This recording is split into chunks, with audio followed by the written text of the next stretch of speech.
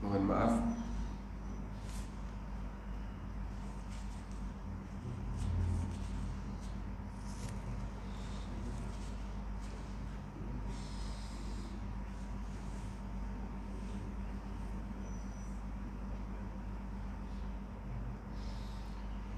Dan khilaf di dalam Islam, apalagi kalau itu muncul sejak awal.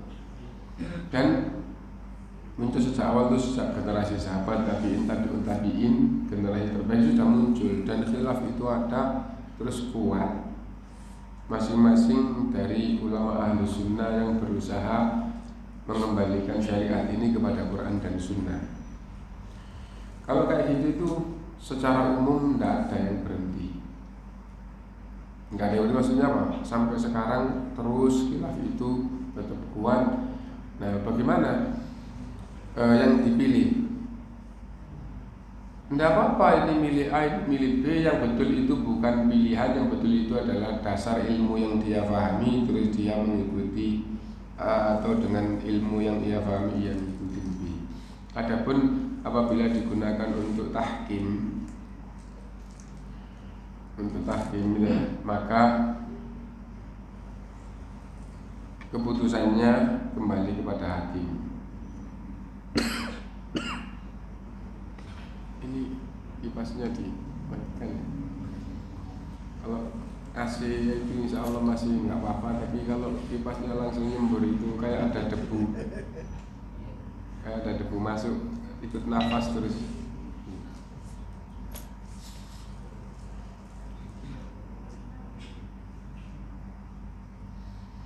Memang lagi ya.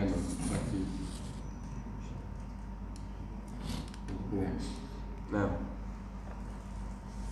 dan khilaf di dalam Islam itu banyak.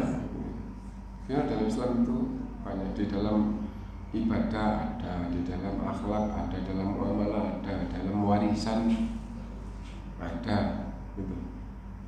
Dan seperti itu. Dan orang yang tidak sampai pada tingkatan mengetahui ayat-ayat dan hadis-hadis dan tidak faham dengan kaidah-kaidah dan dasar-dasar istinbatul ahkam. Istinbatul ahkam itu cara mengeluarkan hukum dari dalil. Itu tidak tahu. Meskipun sudah tahu ayat, meskipun sudah tahu hadis, tapi qawaid fikih tidak tahu. Usul fikih tidak tahu. Sudah pasti tidak bisa istinbatul ahkam, mengeluarkan hukum dari dalil, sudah pasti tidak bisa. Kenapa? Karena mengeluarkan hukum dari dalil yang tidak teks langsung. Kalau teks langsung ya tidak butuh lagi usul fikih, tidak butuh lagi qawaid fikih, tidak butuh. Kenapa? Ya karena teksnya langsung. Misalnya seperti apa? Misalnya sholatul jumu'ati wajibun, sholat Jumat itu wajib. Tidak pakai usul fikih, nggak pakai qawaid fikih, ya sudah jelas-jelas teksnya hadis sholat Jumat itu wajib. Nah jadi ya itu. Nah adapun yang tidak langsung kayak begitu, tidak langsung wajib, haram, tidak langsung kayak gitu, maka tahu ayat tahu hadis tidak bisa mengeluarkan hukum kecuali ngerti usul fikih, ngerti qawaid fikih, ya. Dasar-dasar memahami dalil. Fikih itu aslinya adalah faham. Usul fikih dasar-dasar faham. Apa maksudnya dasar? Dasar-dasar untuk memahami dalil. Qawaid fikih ya kaidah untuk faham. Fikih itu artinya faham. Nah, terus karena secara umum yang butuh pemahaman itu adalah masalah syariat, bukan masalah tauhid. Tauhid semuanya jelas, gampangnya begitu. Kecuali masalah-masalah cabang yang cukup jauh. Nah, kalau tidak ngerti qawaid fikih dan usul fikih, terus bagaimana? Taklim nanti ustadz itu akan menyajikan yang sudah matang. Sudah matang itu hukumnya kayak gini loh, ini dasarnya. Langsung kayak gini. Nah, kalau tidak ngerti, bagaimana? Nah, kalau tidak ngerti itu ikut yang ngerti dengan tahu dasar. Namanya muttabi, ikut. Dan nanti ada orang yang bukan bukan ikut tapi ikut-ikutan. Ikut-ikutan pokoknya ikut, tahu dasarnya enggak, yang penting bapak itu begini taklim enggak. Ada ayatnya yang kamu tahu enggak. Itu namanya taklid. Nah itu, dan yang tercela itu taklid kecuali orang yang betul-betul awam gitu, itu diarahkan gitu. Nah kembali tentang masalah usul fikih dan qawaid fikih untuk mengeluarkan hukum dari dalil. Kalau tidak bisa kan tidak paham. Nah, ulama ahlu sunnah memberikan nasihat yang tidak sampai pada tingkatan bisa istikhrajul ahkam, mengeluarkan hukum dari dalil karena dia tahu qawaid fikih dan usul fikih gitu, dan ilmu alat yang lainnya gitu. Kalau tidak bisa gitu, maka nasihatnya ikutlah jumhur sampai kamu betul-betul tahu dalil, faham mengeluarkan hukum dari dalil, bahwa jumhur menyelisihi yang benar atau jumhur menyelisihi dalil. Nah, jadi ikutlah jumhur. Jumhur itu apa? Kebanyakan ulama. Ulama berbeda pendapat, kebanyakan ulama kayak gini, ada yang berpendapat kayak begini. Ikutlah jumhur, lebih selamat secara umum. Nah, sampai kamu benar-benar mengetahui, faham bahwa jumhur menyelisihi dalil. Lah mana mungkin orang istikhrajul ahkam nggak tahu terus faham jumhur menyelisihi dalil. Kalau nggak mungkin ya udah ikut jumhur lebih selamat. Nah,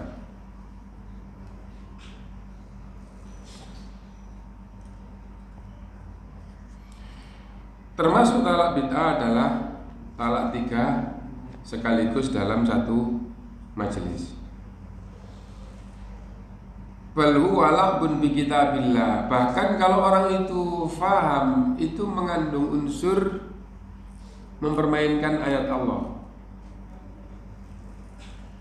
mempermainkan ayat Allah, ayat Al-Quran. Diperhatikan ya, mempermainkan ayat seandainya dengan sadar atau difahami ketika sadar bahwa itu adalah mempermainkan ayat itu membatalkan iman, gitu. Nah, tapi kalau di dalam bab ini itu mengandung makna mempermainkan ayat, tapi sesungguhnya tidak. Orang yang mencerai istrinya 3 sekaligus itu bukan dalam rangka mempermainkan ayat. Gitu. Yang normal itu adalah karena saking marahnya atau saking bencinya, atau wah istri kayak begini tidak bisa ditoleransi lagi. Sudah dengan kesadaran penuh, kamu saya cerai 3 sekaligus. Bisa saja ya. Bukan dalam rangka mempermainkan ayat ya.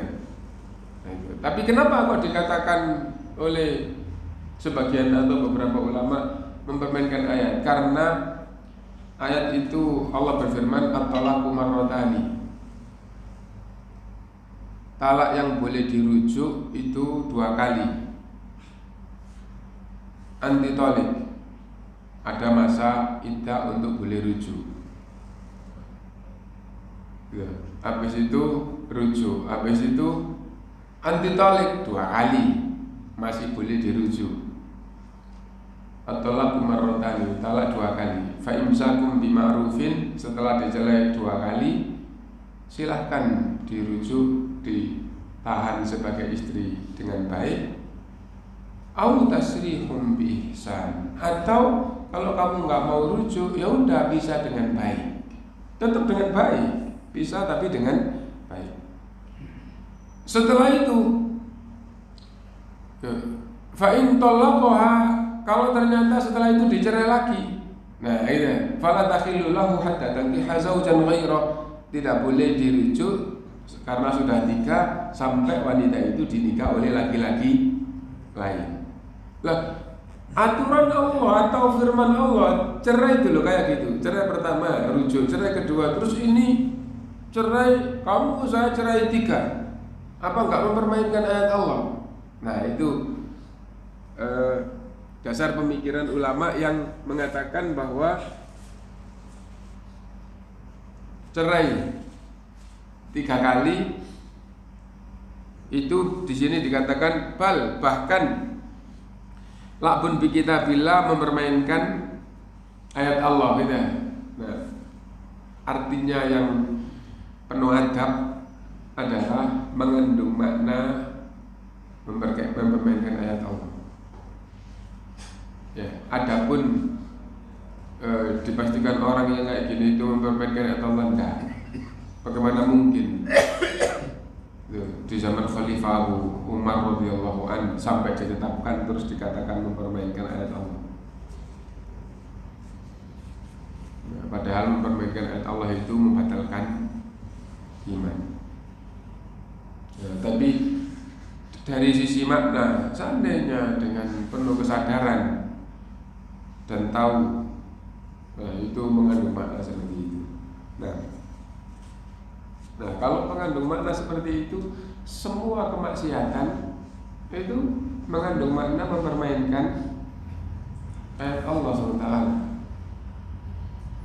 Nah, itu kalau itu. Tapi memang seperti itu. Ini memahami yang penuh adab adalah maksudnya ulama ini adalah mengandung makna mempermainkan ayat Allah. Karena itu jangan kamu lakukan itu gitu. Nah,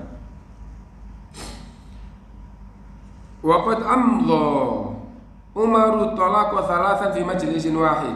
Dan sungguh Umar telah memutuskan cerai 3 sekaligus jatuh 3. Faja'alahu thalathan, ditetapkan jatuh 3. Ta'tiban linnasi lima kathura bainahum hadzal amra. Untuk pelajaran manusia karena mulai berkembang terjadi pada masyarakat. Loh, itu hanya karena marah sama istrinya terus dicerai 3. Muncul lagi akhirnya loh, ditetapkan gitu. Kayak gitu. Apa maksudnya? Kamu saya cerai selama-lamanya. Kamu saya cerai 3, kamu saya. Nah, supaya tidak ngomong masalah syar'i yang ngawur atau yang tidak mengikuti tuntunan, akhirnya ditetapkan yang mencerai 3 satu majelis ditetapkan jatuh 3. Dengan begitu akhirnya gitu, siapapun dari sahabat atau tabi'in yang tidak cocok dengan istrinya, kamu mencerai gitu, silahkan sesuai dengan tuntunan, tapi jangan jatuhkan 3 sekaligus.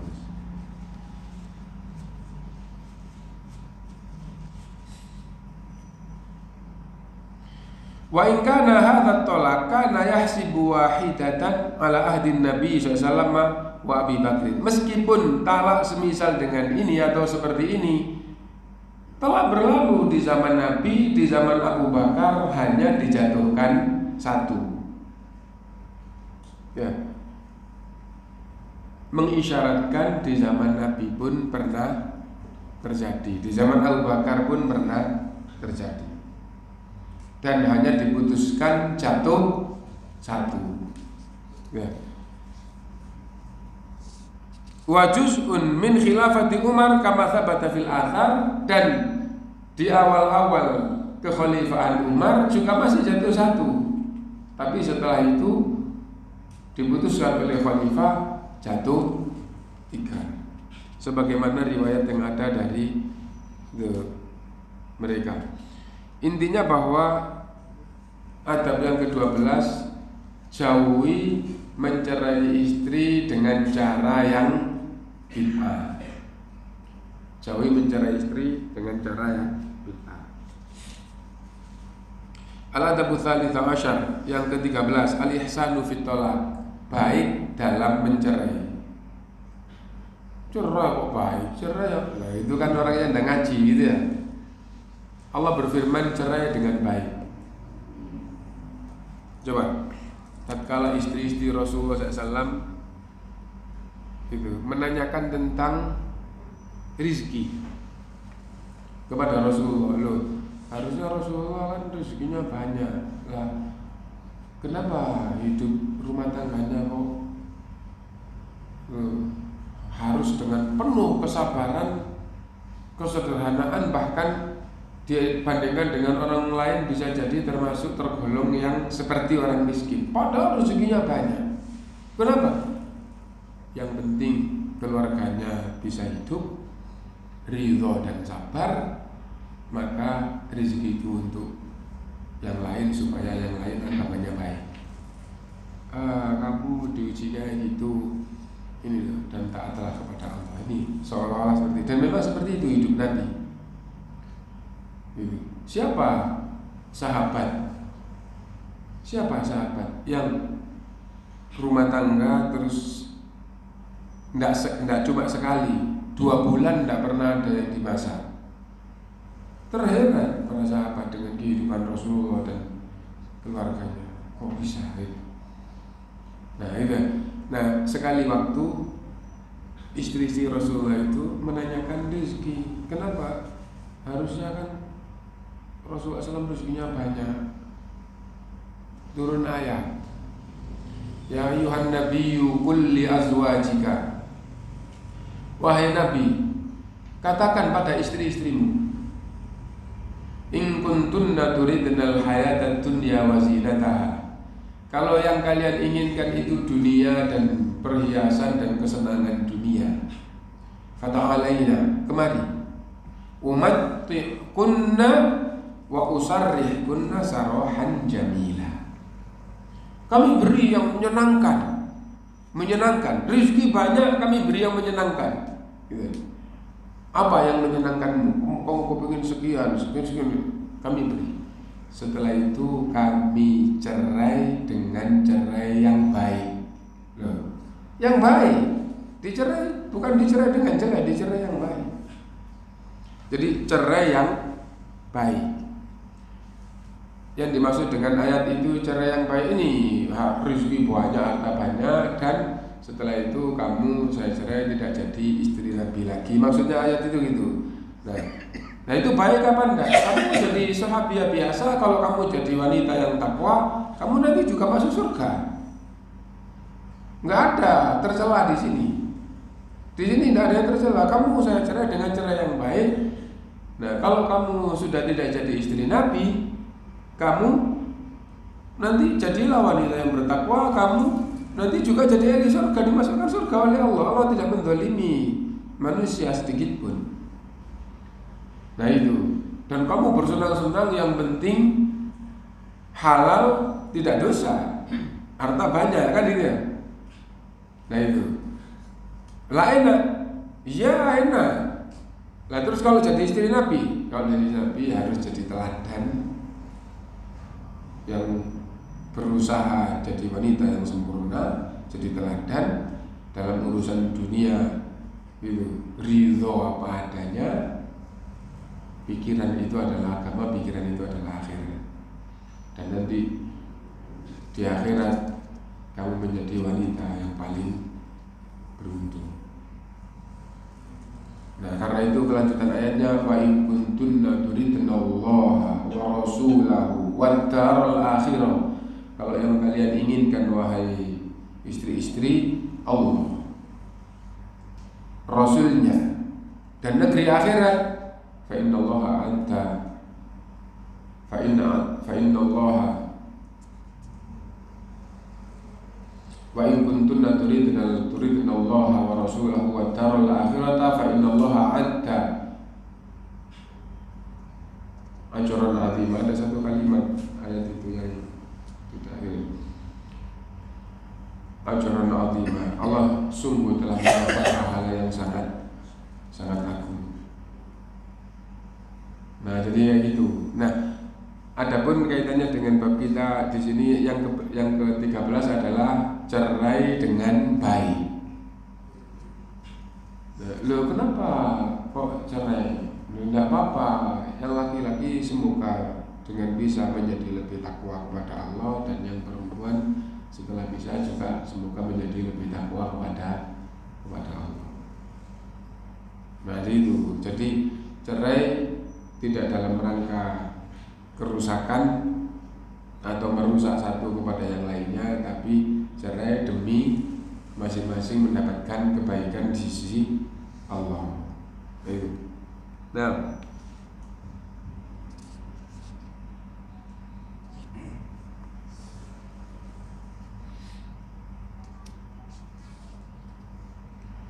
wa hadha yatadammanu umuran minha.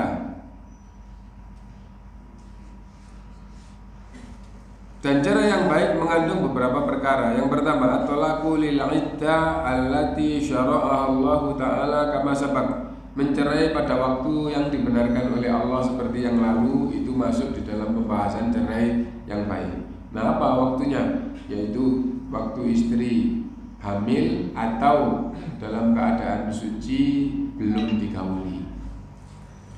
Yang kedua, wa minha adamu mudarratal mar'ati au masyaqqatiha au musyaqqatiha bi muhawalati hirmaniha min huquqiha kamu akhiris sadaqi wa nahwihi. Yang kedua, cara yang baik itu cerai tidak dalam rangka memadorotkan dan memberatkan istri. Tidak dalam rangka memadorotkan atau memberatkan istri. Tidak dalam rangka menghalang-halangi hak istri. Menghalang-halangi hak istri contohnya banyak. Misalnya begini, hartanya banyak, dia punya anak dari istri yang lain. Istri pertamanya sudah meninggal, dia punya anak, terus dia nikah lagi. Terus, wah ini kalau saya meninggal, istri saya dapat bagian nih 1/8 itu besar. Nah, kalau anaknya dia 7 lah, berarti nanti bagiannya sama dengan istri. Nah, dicerai aja supaya dia nggak dapat. Apalagi kalau tidak punya anak. Dia tidak punya anak, punya saudara-saudara, dan dulu kerjasama dengan saudara-saudara, terus nikah, tapi ini sudah kelihatan mau meninggal, sudah tua, istrinya dicerai. Kenapa? Kalau nggak dicerai meninggal nanti ada seperempat. Oh, seperempat kalau pabrik lah dapat 1 pabrik. Ya. Ya. Kalau 4 pabrik kan seperempatnya oleh 1 pabrik. Ya. Cerai itu namanya menghalang-halangi hak istri. Nah, intinya bahwa tidak dalam rangka memadorotkan atau memberatkan. Memberatkan bagaimana? Ya. Gitu. Istrinya ditekan terus, ditekan gitu ya. Ditekan macam-macam, dibebani pekerjaan. Istri wajib taat suami, ini pekerjaan gitu. Habis itu kalau jadi istri terus kayak gini ya, lebih baik saya dicerai aja. Gitu. Ya, kalau kamu minta dicerai ya udah saya cerai. Nah, tidak boleh gitu. Nah, intinya itu. Atau intinya memadorotkan, memberatkan atau menghalang-halangi hak istri, itu termasuk yang tidak dibenarkan. Jadi itu tidak boleh jadi sebab. Wa minha, yang ketiga, adamul fujuri fil khusumati 'inda talaqi bi kashfi uyubil mar'ati aw ar-rajuli 'inda talaq. Tidak boleh dosa terhadap lawannya tatkala menjatuhkan cerai dengan membuka aib. Dengan membuka aib laki-laki maupun aib perempuan. Nah, tidak boleh gitu. Jadi misalnya begini, karena kamu kayak begini itu adalah aib, kamu saya cerai. Ya kalau khusus ngomong kepada individunya, saya cerai kamu karena kamu begini, itu nggak apa-apa. Kenapa? Karena itu menunjukkan sebabnya. Kalau itu aib, ya. Nah, adapun disampaikan kepada yang lain, kepada siapapun kerabatnya, kepada itu, maka itu tidak dibenarkan. Wa muhawalatu kullin min az-zawjaini fadhal akharina bainan nasi fi muhawalatil intiqam. Gitu. Masing-masing suami atau istri membongkar aib lawannya, maksudnya pasangannya tadi ya, di tengah-tengah manusia.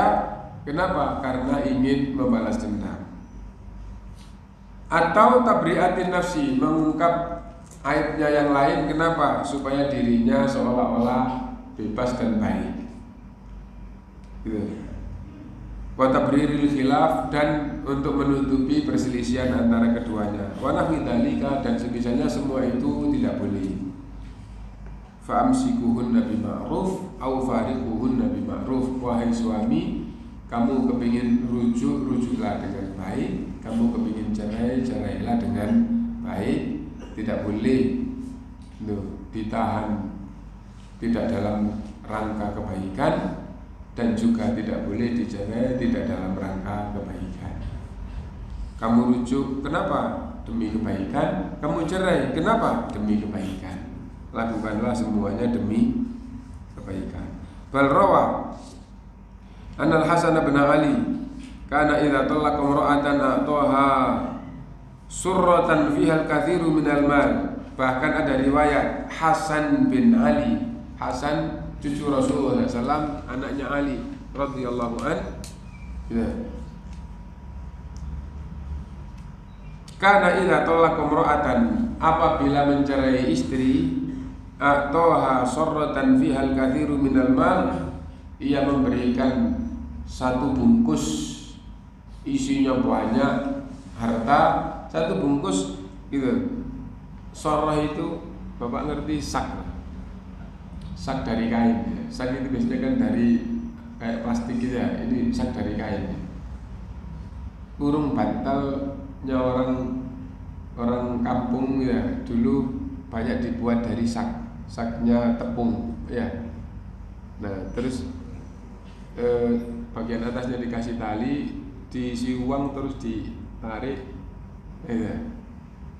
Nah, dan memang orang Arab dulu kalau bawa uang itu, uangnya berupa kepingan emas, uang logam tapi emas yang sekarang itu namanya perhiasan dinar. Perhiasan dinar yang di toko-toko dinar itu ya kayak 100 rupiah yang tebal, yang lama itu ya kayak gitu, tapi berupa emas. Itu buahnya gitu, terus ditaruh ini, terus diikat atau ditarik. Nah, dikasih kayak gitu banyak. Hasan apabila mencerai istrinya, itu istri yang dicerai itu dikasih uang yang banyak dari emas. Fakanatil mar'atu tabki ala firaqihi, dan wanita yang dicerai mendapatkan uang emas yang banyak itu nangis. Kenapa? Karena tidak jadi istrinya lagi. Karena tidak jadi istrinya lagi. Loh kenapa? Kan dikasih uang banyak. Nah, yang diinginkan orang yang baik itu adalah dari istrinya, jadi istrinya laki-laki yang baik. Jadi istrinya laki-laki yang baik. Nah jadi itu. Nah laki-laki yang baik kok mencerai istri. Loh, mencerai itu banyak sebab. Nah, ada kisah di dalam masalah ini. Hasan itu sering menikah dan sering mencerai. Tapi kalau mencerai istrinya, nah kenapa kok banyak yang senang? Gak senang bagaimana? Dia itu ahli surga.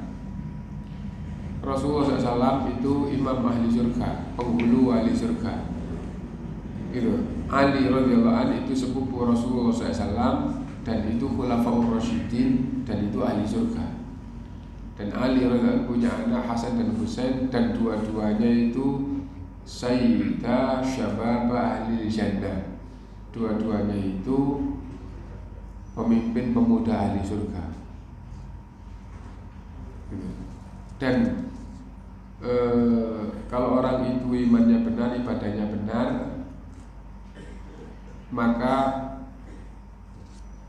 salah satu orang yang paling dekat dengan orang itu adalah istrinya nanti di surga, gitu, jika iman dan ibadahnya sama-sama benar. Nah jadi itu. Lah, kenapa Hasan kok sering mencerai istrinya? Gitu. Yang pertama, mencerai dengan cara yang baik itu halal. Yang kedua, sebab itu banyak, macam-macam. Sebab itu banyak macam-macam, gitu. Nah, jadi ya itu. Misal, contoh ya, sekedar contoh aja, contoh yang disebutkan ulama di dalam kitab fikih. Gitu. Istrinya 4, tapi kepingin nikah lagi dengan satu wanita. Kalau tidak dinikah, betul-betul khawatir terjerumus dalam zina. Yes. Tapi Allah Maha tahu apa betul kalau kamu tidak menikahinya, kamu terjerumus dalam zina, gitu ya? Atau semata-mata kepingin gitu aja, ngapain gitu. Lo Bapak tidak tahu cerita ya? Yang cerita bukan orang biasa. Kalau laki-laki itu betul-betul kepinginnya sama A, disuguhin B, sebagus apapun tidak bisa timbul syahwat. Kenapa? Karena maunya sama A. Loh, itu ada pelajaran kayak gitu ya. Jika suami itu duduk di istrinya, memegang tangan istrinya, mencium istrinya, gitu, tidak timbul syahwat, padahal dia menghendaki berkaitan dengan ini. Tapi kalau ketemu itu, wah, kalau nggak ada orang sudah terjerumus zina ini.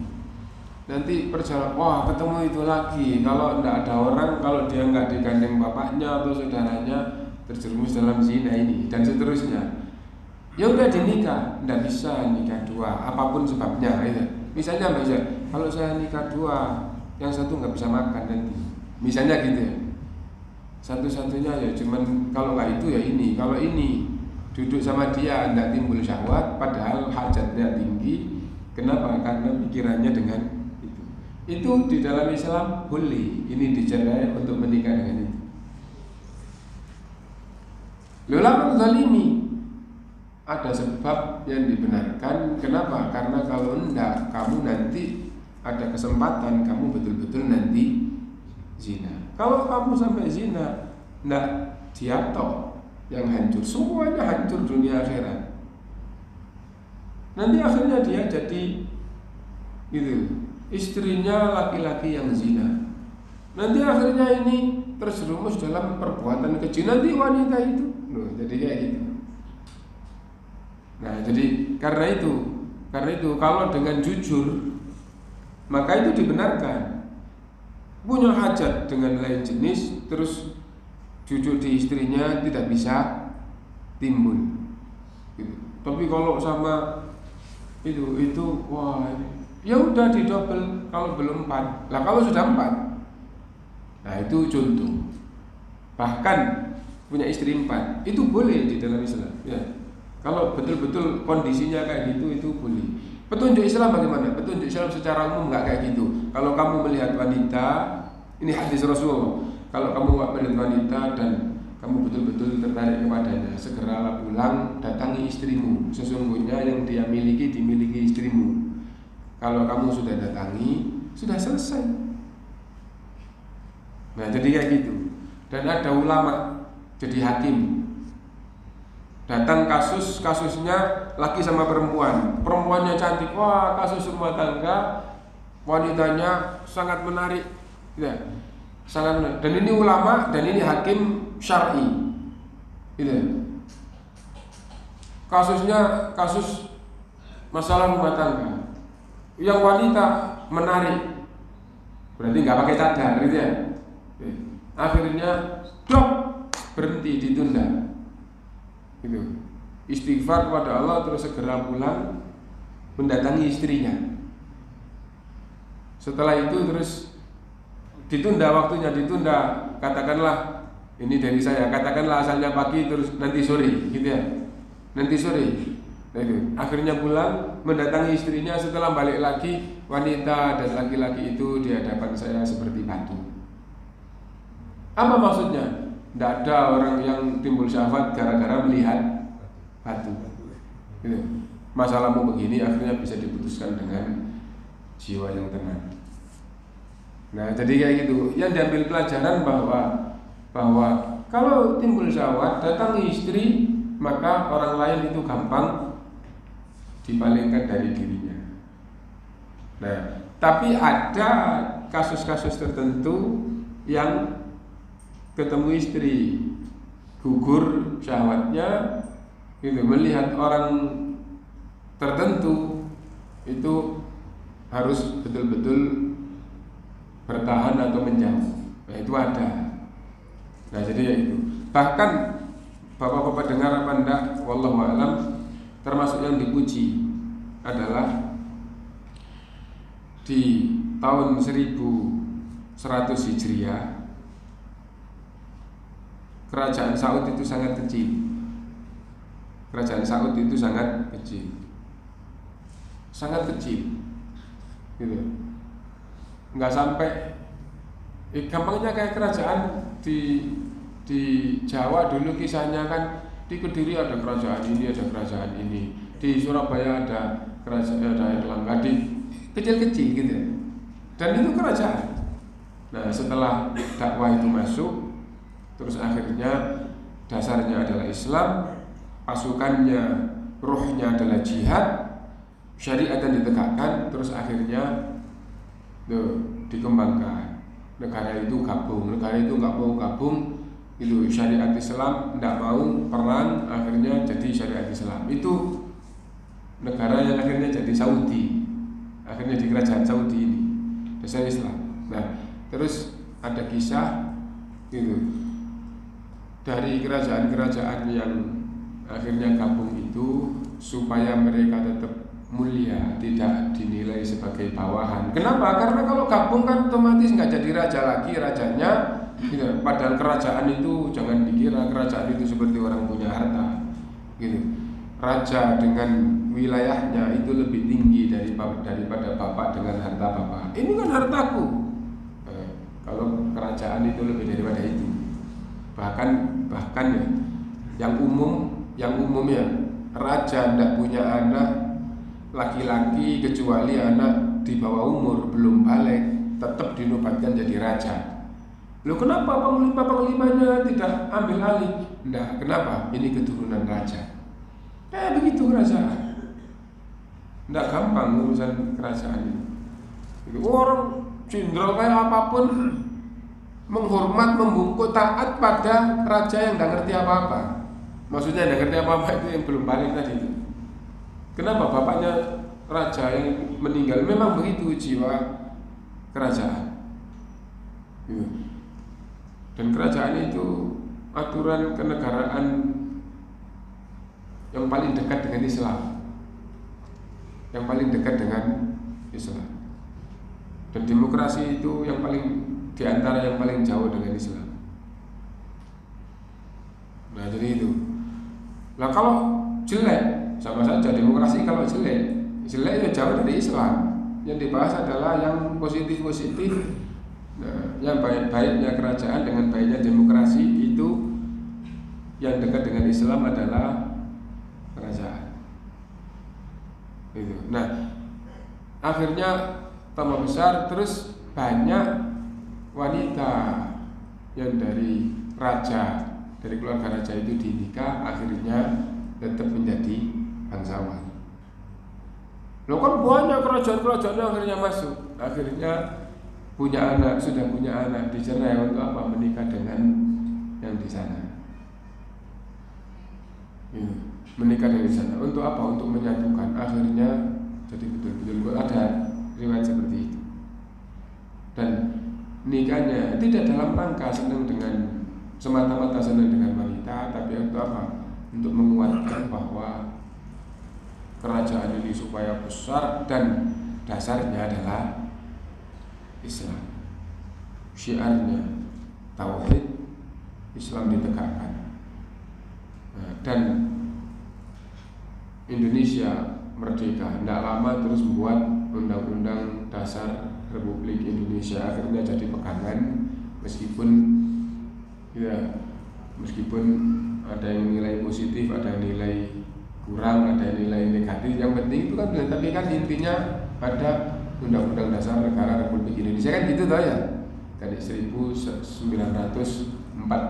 ini tahun 1100 lebih dulu usianya.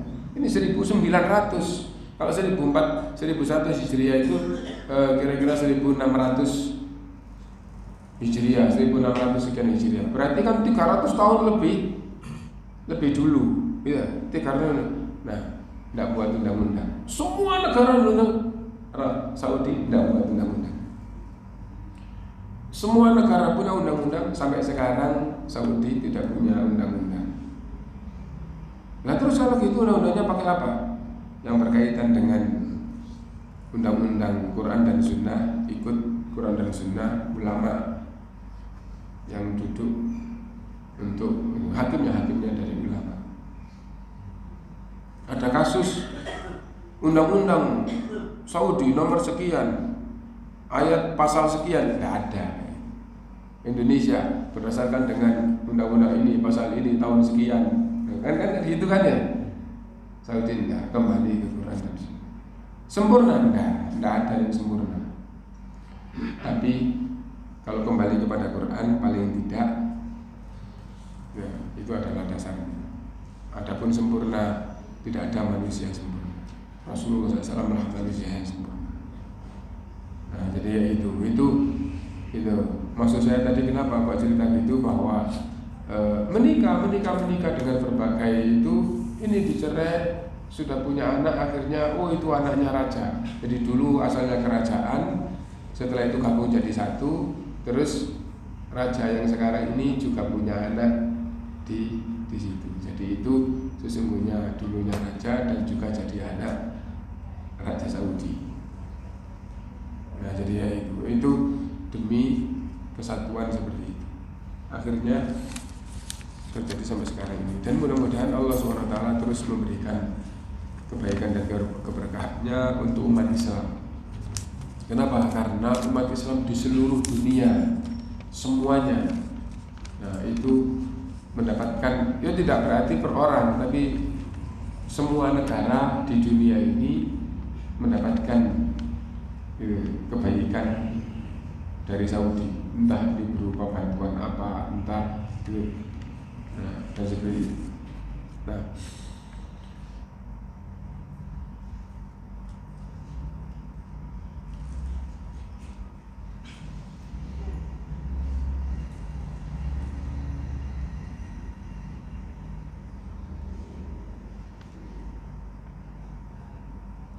kalau ada istri yang tidak melakukan sholat, sering tidak melakukan sholat, dinasihati masih tetap saja sering tidak melakukan sholat, tapi dia ngerti sama suami, maksudnya baik sama suami. Bagaimana Ustaz? Harus dinasihati terus dan katakan kepadanya, sesungguhnya saya akan mati dan kamu juga akan mati, dan nanti yang dibawa menghadap kepada Allah itu adalah iman dan amal soleh, dan hukuman Allah yang paling berat adalah kebatilan iman dan tidak menjalankan rukun Islam.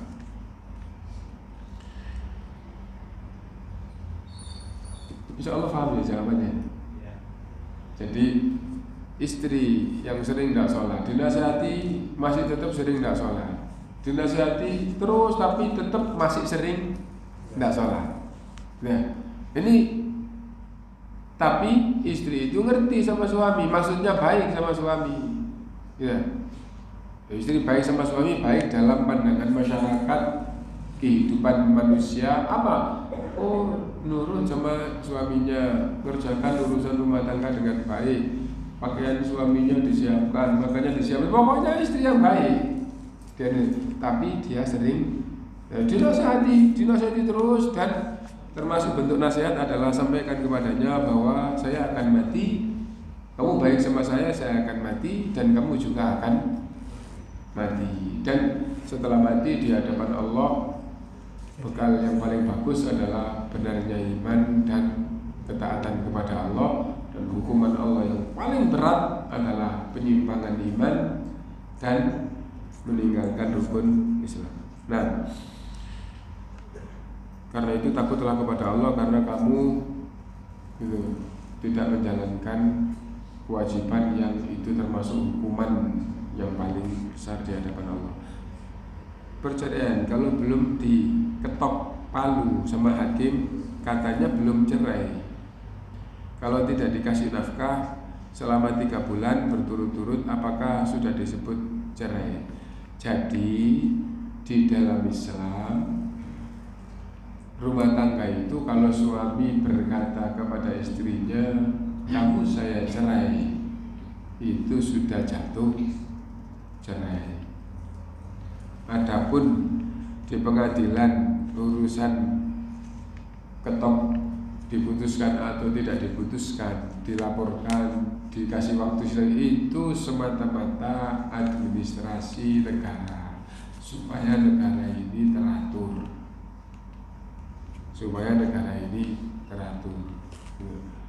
Yang seperti itu tidak dibatalkan oleh Islam, tapi itu untuk urusan dunia, supaya dunia ini teratur.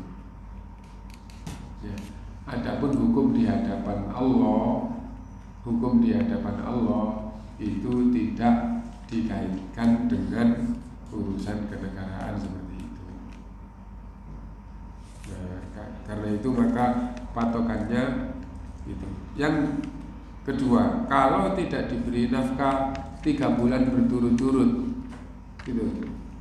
Jangankan 3 bulan, setahun tidak diberi nafkah, jangankan setahun, 10 tahun tidak diberi nafkah, status istri tetap istri kalau suami tidak mencerai. Kalau kepingin diputus hubungan, silakan gugat cerai. Gugat cerai itu dalam Islam namanya khulu. Nanti hakim yang memutuskan. Loh, berarti keputusan hakim? Iya, keputusan hakim. Ya, keputusan hakim itu untuk khulu. Lah kalau nikah nggak pakai catatan KUA, hakimnya bukan pengadilan agama, tapi hakimnya adalah yang jadi rujukan di dalam agama di masyarakat setempat. Jadi misalnya dia di Sido Resmo Gang 3 di sini ya.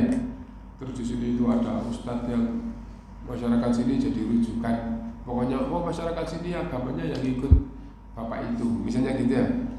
Terus ini ada nikah di sini ya menghadirkan pak itu, nggak pakai KUA, nikah siri bahasa Indonesianya. Itu sah dalam agama, sah meskipun tidak ada buku nikahnya. Nggak melanggar tata negara, bukan melanggar agama. Ya. Nah jadi kayak gitu. Nah, habis itu nikahnya sah, hubungan suami istrinya sah. Nanti kalau gugat cerainya ya ke Pak Yai atau ke Ustadz atau ke bapak yang tokoh tadi itu. Nah, dia nanti supaya memutus di hadapan siapa yang hadir tidak berhalangan untuk memutuskan bahwa hubungan pernikahan bulan ini diputus. Kenapa? Karena dia mengadukan seperti ini dan dibenarkan atau tidak bisa ditolak oleh suaminya, alasannya benar, maka dulu nikahnya juga di hadapan saya gitu. Sekarang saya nyatakan ini ada walinya, ada orang tuanya bahwa putus hubungan pernikahannya. Nah, jadi kayak gitu. Nah, gampang itu. Di zaman Nabi lebih gampang.